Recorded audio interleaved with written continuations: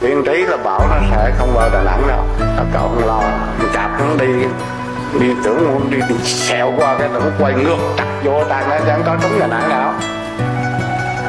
Cho nên núi dốc nó cũng gặp thời nữa. Năm nay thì lũ lụt, cả miền Trung lũ lụt hết, nhưng mà riêng Đà Nẵng là chưa lại. Tới Huế cái tạm dừng đó cái đã, tới Quảng Nam thì cũng tạm dừng đó cái đã. Còn cái chuyện đằng sau nữa thì lên trời mà hổ. Cái đó cũng hơi đặc biệt đấy. Chụp ảnh ngầu một có ngầu phê là ảnh bằng luận, ảnh bảo tệ nhờ bà Phật bà Quán Thế Âm rồi anh nói thôi cứ để ảnh nói. Nhưng mà rõ ràng đó là cái hiện tượng cũng tốt đẹp cho Đà Nẵng. Có lần bão nó vô nha, sắc này mà tôi đi với cái đoàn công tác ở nước ngoài, lúc đó là đi ở Qatar, ở Ả Rập Xê Út, trong đoàn tôi là hốt quảng hết.